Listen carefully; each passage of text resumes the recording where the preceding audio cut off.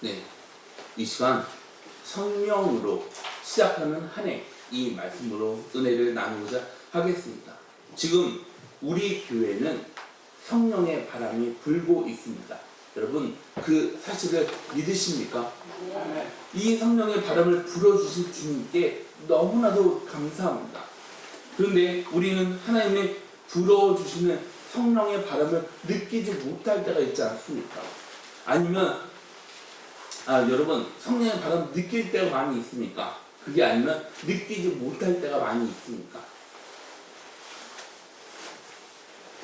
자 이렇게 물어보면은 느낄 때가 많아요. 느낄 때 많습니까? 할렐루야입니다. 네. 우리 가운데 성령님의 역사하심을 체험하시는 성도님들의 비율은 어떨까요? 많을까요? 적을까요? 네. 우리가 예배 드릴 때 성령님의 역사하심이 나타납니다. 그런데 성령님을 체험하지 못하고 성령님의 바람을 느끼는 성도님들은 적습니다. 성령을 체험하지 못하는 분들이 많습니다. 그래서 영적으로 뭐라고 말합니까? 답답하다고 말하지 않습니까? 힘들다고 하지 않습니까? 어지럽다고 하지 않습니까?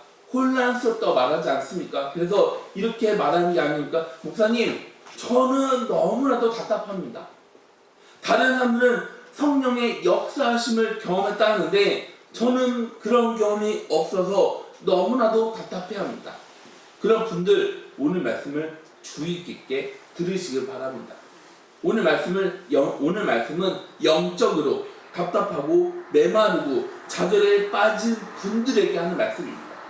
하나님의 여러분 가운데 영적으로 충만한 은혜를 부어 주실 줄 믿으시기를 주님의 이름으로 기원합니다. 아멘. 그러면은 영적으로 답답하고 힘들다고 해서 실망하면 안 됩니다. 예수님이 부활하기 전에 예수님하고 함께 했던 사람들이 바로 그랬습니다.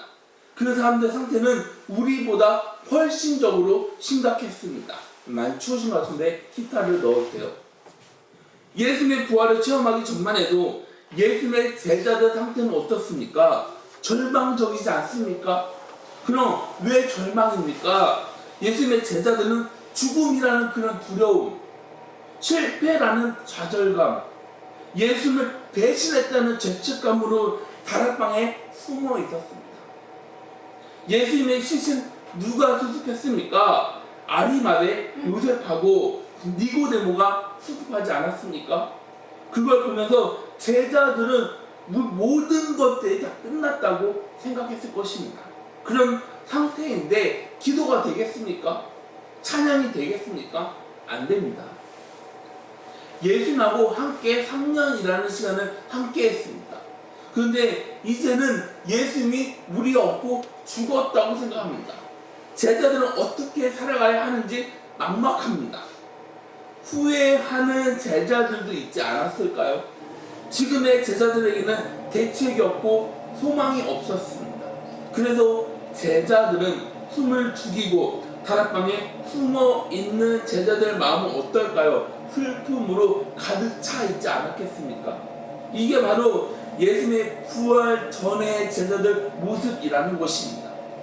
예수님이 십자가에서 죽으셨습니다. 그래서 제자들은 우리는 모든 것이 끝났어 이렇게 생각했을 텐데 여러분 모든 것이 끝났다고 생각하는 그 상태는 바로 예수님의 부활 전이라는 것입니다. 그래서 여러분 영적으로 답답해하면서 낙심하지 마시길 바랍니다.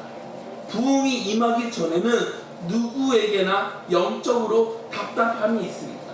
이 답답함이 있다 해서 쉽게 포기하지 마시기를 바랍니다.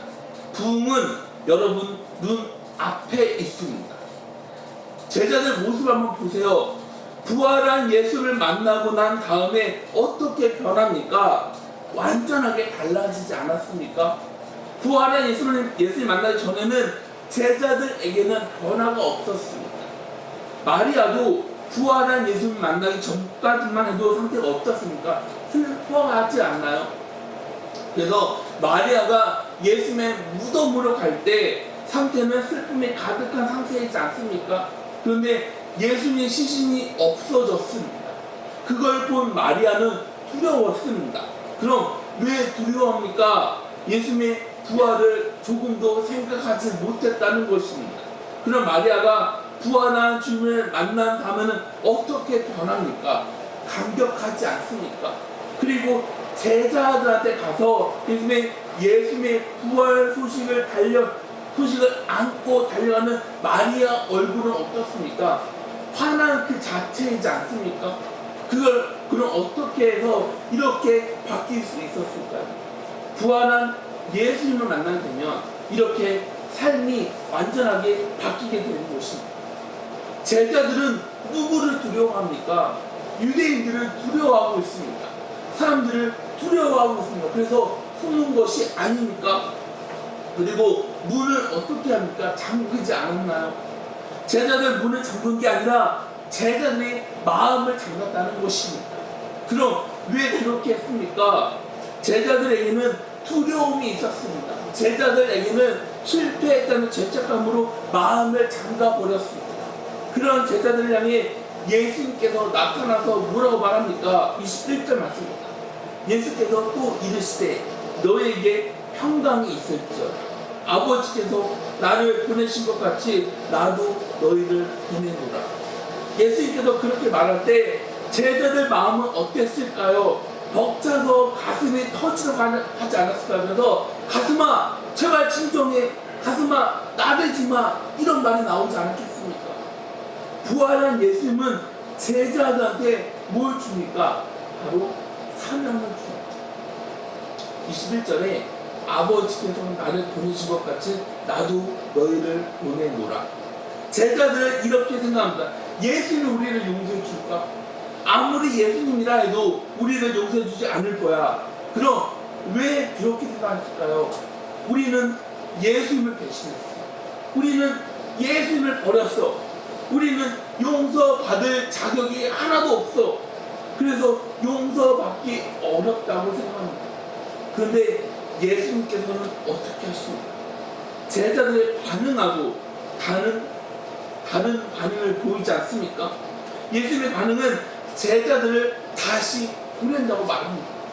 그러면서 이해하기 어려운 말을 하십니다. 그게 어떤 말입니까? 바로 회복이라는 것입니다. 예수님은 제자들을 회복시켜 주셨습니다. 23절 보면 너희가 누구의 죄든지 사하면 사하여질 것이요 누구의 죄든지 그대로 두면 그대로 있으리라 하십니다. 이게 어떤 말입니까? 죄 사함의 권세를 제자들한테 주겠다는 겁니까? 아닙니다. 그럼 예수님은 제자들에게 전도할 복을 주겠다고 하는 겁니까? 죄 사함을 얻게 하는 복음을 전하라는 것입니다. 그래서 제자들이 감격했던 게 아니겠습니까? 죄 사함의 복음을 전하라고 하는 건 예수님은 제자들을 용서했다는 것입니다. 그래서 제자들 가슴은 터질 것만 같았습니다. 이대로 끝나면 좋은데 제자들은 복음을 전하다가 핍박을 받습니다. 제자들을 죽이려고 하는 사람들을 만나게 됩니다. 그런데 제자들을 핍박하는 사람, 죽이려고 하는 사람을 만났을 때 제자들은 어떻게 기도합니까? 하나님, 이 원수를 갚아주세요. 하나님, 이 원수를 갚아주세요. 그래서 제자들은 다른 것을 하지 않습니다.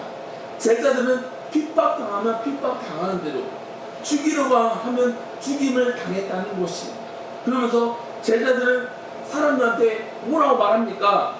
당신도 회개하고 예수 그리스도를 믿어 천국에서 만나야 합니다. 그럼 어떻게 해서 이런 일이 가능해지겠습니까? 제자들은 용서받았습니다. 우리는 배신했습니다. 그런데 예수님은 배신한 우리를 용서해 주셨습니다. 그럼 용서는 끝입니까? 아닙니다. 배신한 우리를 다시 사용하시는 예수님 사랑, 용서에 감격해서 가슴이 터질 것만 같습니다. 그럼 이건 제자들만 해당될까요? 아닙니다. 우리 모두에게도 해당되는 것입니다. 예수님은 그렇게 역사하십니다. 부활한 예수님을 만나게 되면 사람은 변하게 되어 있습니다. 부활한 예수님을 목격한 제자들은 충격받았습니다. 제자들이 구하는 예수님을 만났을 때 그때 예루살렘이 시끄러웠습니까? 아니요. 예루살렘은 굉장히 조용했습니다. 변화 일어나지 않았습니다. 예수님의 제자들 역시 변화 일어나지 않았습니다. 한번 도마를 보세요. 도마는 예수님의 부활을 믿지 못했던 제자이지 않습니까? 그런데 다락방에서 이 세상이 바뀌는 역사가 일어나게 됩니다.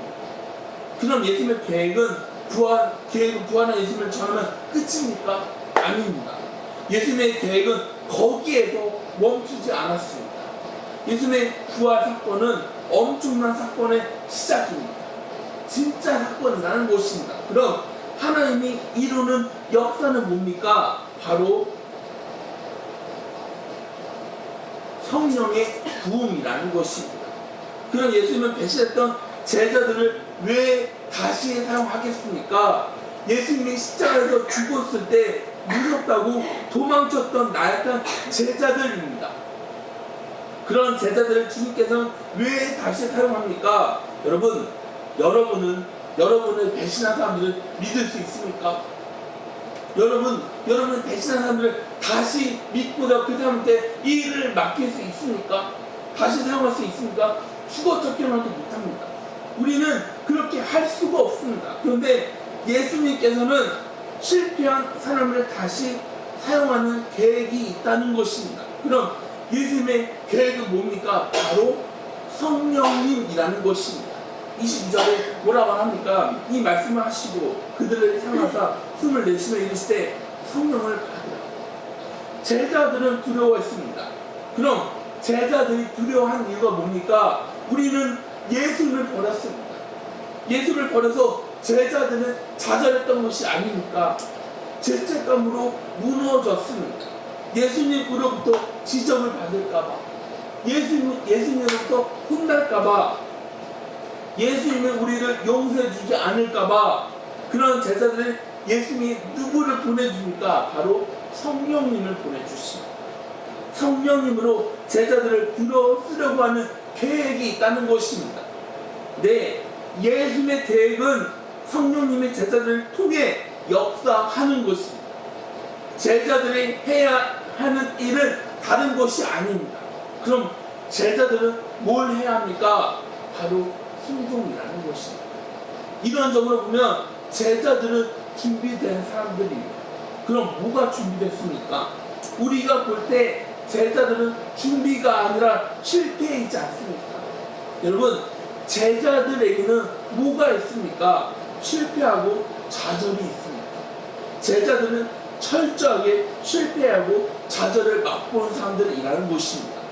제자들은 내 의지대로 안 된다, 내 결심대로 안 된다, 내 힘으로는 아무것도 할 수가 없다, 이걸 깨달았던 사람들이라는 것입니다. 그래서 예수님을 만나고 성령님에게 순종할 마음을 가지게 되었습니다. 그렇게 믿었던 주님, 그렇게 의지했던 주님이 십자가에 달렸을 때 본인들은 예수님을 버렸습니다. 예수님을 외면했습니다. 그래서 제자들은 오직 성령님을 의지하고 성령님에게 순종할 수밖에 없었다는 것입니다. 하나님은 바로 그런 사람들을 찾고 계십니다. 나는 아무것도 할 수 없다고 깨달은 사람에게 성령님께서 역사하십니다. 우리 성도 여러분, 하나님께서 실패한 사람을 왜 다시 사용하는지 알고 계십니까? 그건 성령님만 의지할 삶이 됐는지를 보는 것입니다. 예수님 앞에서 실패의 저주는 복 받을 자격이 되는 것입니다.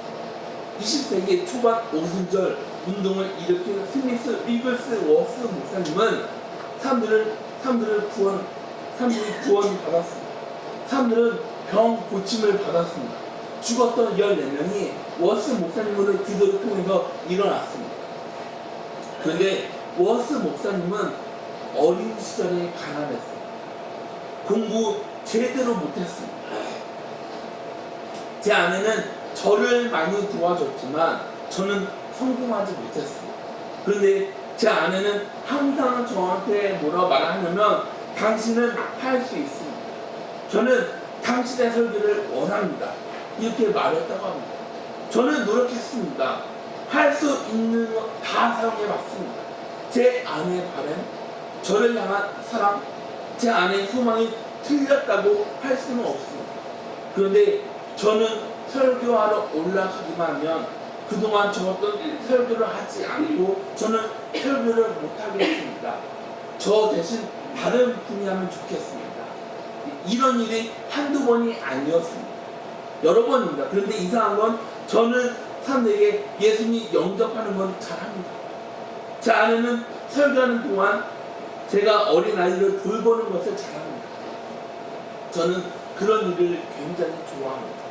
그런데 저는 설교를 못하겠습니다. 근데 여러분, 성령님께서 임하자 저는 설교를 할 수 있게 되었습니다. 그래서 제가 설교할 수 있는 능력은 저의 것이 아니라 바로 주님의 것입니다. 성령으로 체험받는 건 하나님의 주는 능력으로 하나님께서 일하시는 것입니다. 이렇게 본인에게 절망했던 사람이 있습니까? 나는 무능합니다.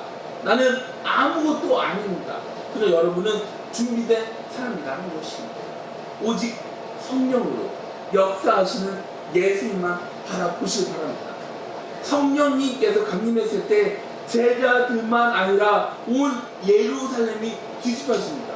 그래서 사도행전 2장 47절 말씀 보면 하나님을 찬미하여 또 온 백성에게 칭송을 받으니 주께서 구원받는 사람을 날마다 더하게 하십니다. 마가 다락방에 임한 성령 강림의 역사는 이때만 역사하고 끝날까요? 아닙니다. 2000년 전에 마가 다락방에 성령님이 임했을 때 우리나라에 어떤 영향이 있었습니까? 아무 역사가 일어나지 않았습니다. 그런데 성령님의 계획은 엄청납니다. 예루살렘은 시끄러웠지만 전 세계는 조용했습니다. 요엘 선지자에게 준 하나님의 비전은 아직 이루어지지 않았습니다. 요엘 2장 28절 말씀 보면 그 후에 내가 내 영을 만민에게 부어주리니 너희 자녀들이 장래 일을 말할 것이며 너희 늙은이는 꿈을 꾸며 너희 젊은이는 이상을 볼 것이며 마가 다락방에 임했던 성령님의 역사가 지금도 이루어진다고 믿으십니까? 성령님의 역사는 전 세계로 퍼져 나아가고 있습니다. 지금 우리가 느끼는 성령님의 바람이 바로 그거이지 않겠습니까? 우리는 성령님의 바람을 느낄 때 어떤 역사가 일어나고 있는지 믿음으로 볼 수 있어야 할 줄 믿으시기 바랍니다. 우리 성도 여러분, 지금 우리는 부활한 예수님을 볼 수가 없습니다. 그런데 성령님의 역사하심으로 우리는 주님을 만날 수 있는 게 아닙니까? 여러분 가운데 마음을 닫은 분들 있을 것입니다. 그럼 마음을 닫은 이유는 뭡니까? 실패로, 좌절로, 배신으로, 상처로 그 누구도 들어갈 수 없는 마음이지 않습니까? 그런데 부활한 예수님께서는 다친 여러분 마음으로 들어가기를 간절하게 원하신다는 것입니다. 다락방에 있던 제자들에게 예수님께서 찾아가십니다. 닫혀있는 여러분 마음이지만 예수님은 말씀을 통해 성령님의 역사하심으로 찾아가십니다. 여러분 그게 느껴지지 않습니까? 여러분 기도하고 싶은 갈망이 없습니까? 말씀을 들으려고 하는 갈망. 난 이렇게 살아도 괜찮을까? 나도 변화를 느끼고 싶습니다. 나도 성령님을 체험하고 싶습니다 하는 영적인 갈망이 있습니까? 그런 사람에게 성령님의 성령님의 바람이 강하게 부냐 아니면 약하게 부냐 이게 중요한 게 아닙니다. 그럼 중요한 건 뭡니까? 바로 성령님의 역사가 느껴지는 것이 너무나도 중요한 것입니다.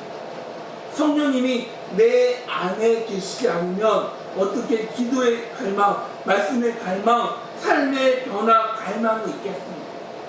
예수님이 내 안에 있어 우리는 성령님의 갈망을 느끼게 되는 것입니다. 여러분 영적으로 답답하다.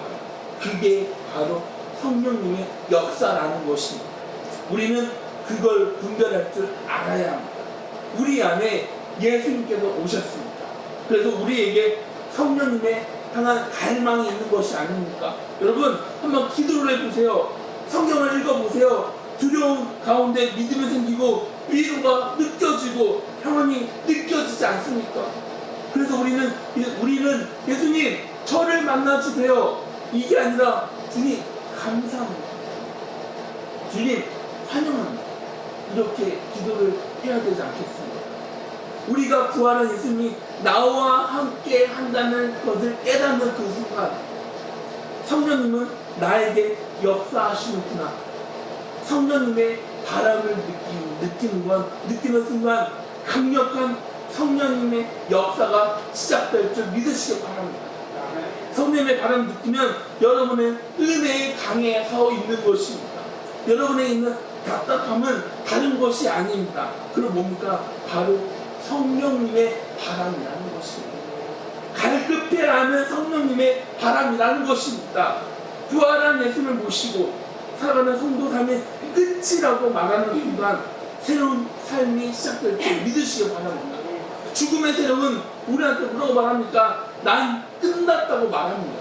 그런데 부활한 주님은 우리한테 뭐라고 말합니까? 새로운 시작이라고 말합니다.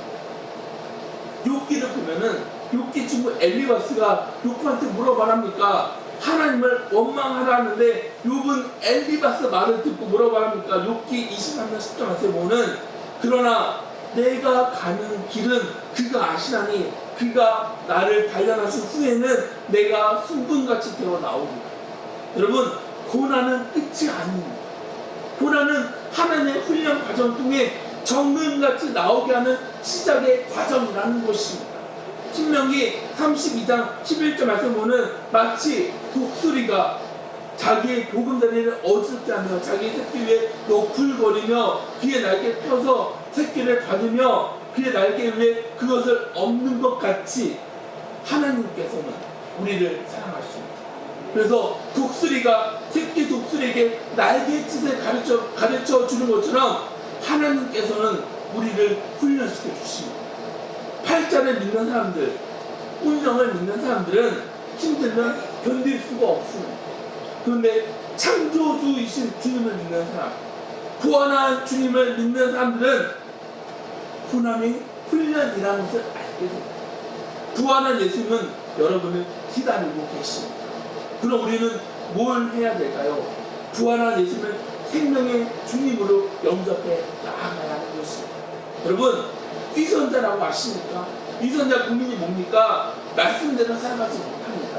그런데 하나님의 말씀을 외치는 사람이지 않습니까? 한 사모님이 남편 목사님 연구 대상이라고 말합니다. 그럼 뭐가 연구 대상일까요? 목사님이 강단에서 설교할 때 실제 삶하고 어떻게 그렇게 다를 수 있냐고. 그래서 목사님은 본인에 대해 연구했는데 답을 내릴 수 없었다고 말합니다.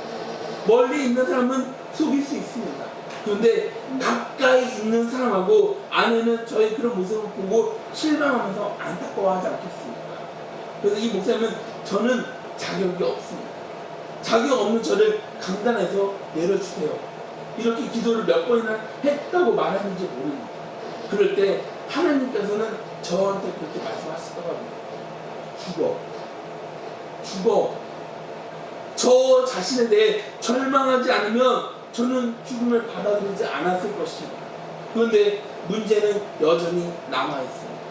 하나님 저를 죽여주세요.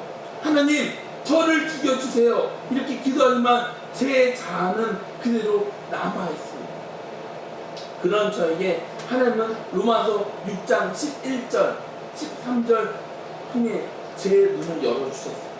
이와 같이 너희도 너희 자신을 죄에 대하여는 죽은 자요 그리스도 예수 안에서 하나님께 대하여는 살아있는 자로 여길지어다. 또한 지체를 풀이 무기로 죄에게 내주지 말고 오직 너희 자신을 죽은 자 가운데서 다시 살아나는 자와 같이 하나님께 드리며 너희 지체를 의의 무기로 하나님께 드리라. 죽음은 십자가에서 이루어졌다는 말을 믿는 것입니다. 받아들이는 것입니다. 그때부터 나는 죽었습니다. 이게 바로 이 목사님의 노래가 되었다는 것입니다. 제가 할 수 있는 것은 십자가에서 이룬 놀라운 일을 고백하고 감사하는 것밖에 없습니다. 그때부터 부활의 능력을 경험하게 되었고 성령님의 이끄심을 받게 되었다고 말합니다. 저는 예수를 믿음으로 바라보면서 목회했지만 때론 망설 때가 있었다고 말합니다. 내가 지금 잘 나가고 있는지 아니면 엉뚱한 길로 가고 있는지 모르지만 그걸 매 순간 때마다 주님이 저에게 주는 말씀을 잊을 수가 없습니다. 아니다. 이제 은혜의 시작이다. 여러분, 은혜의 시작의 그 사실을 믿으십니까? 여러분, 정말 성령님께서 지금 우리에게 역사한다는 그 사실을 믿으십니까? 우리는 성령님의 바람을 분별할 줄 알아야 합니다. 하나님이 지금까지 나한테 했던 모든 일들은 하나님이 하려는 시작에 불과한 것입니다. 우리 성도 여러분, 영적으로 답답하십니까? 낙심됩니까? 그래도 여러분, 두려워하지 마시길 바랍니다.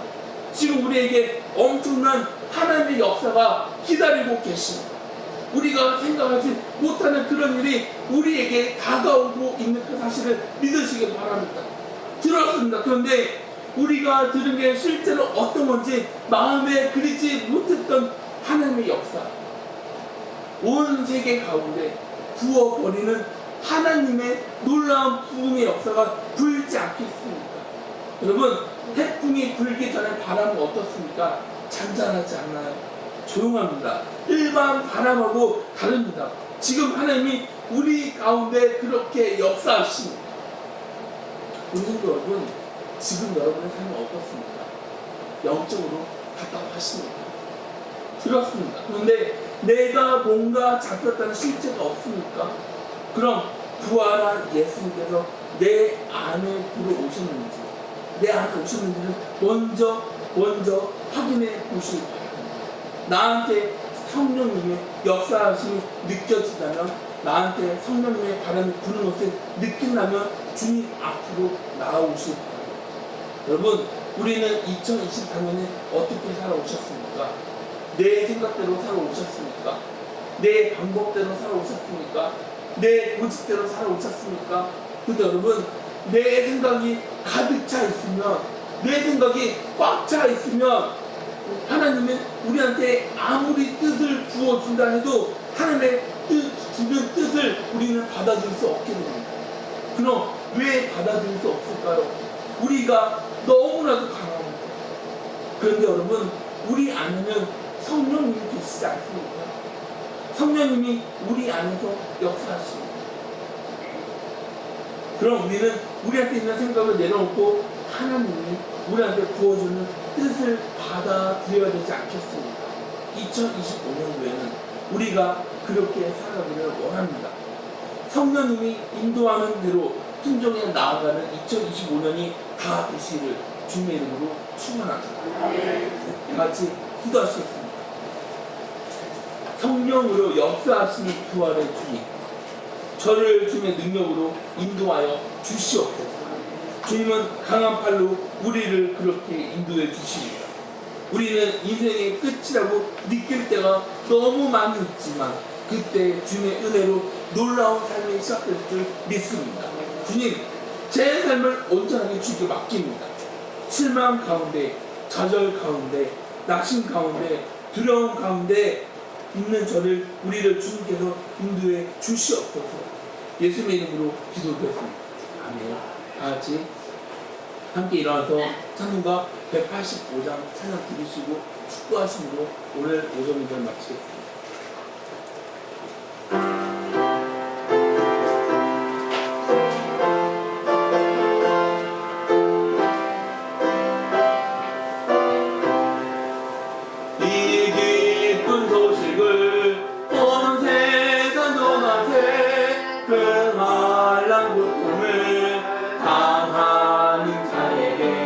주 믿는 성도들 더 전한 소식을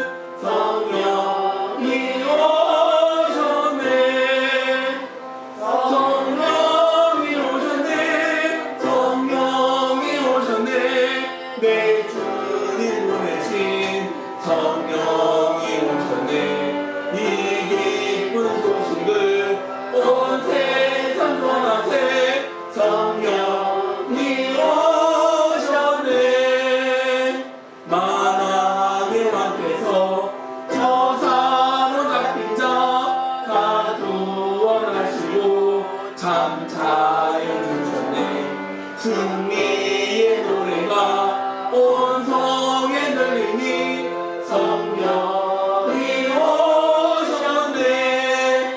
성령이 오셨네. 성령이 오셨네.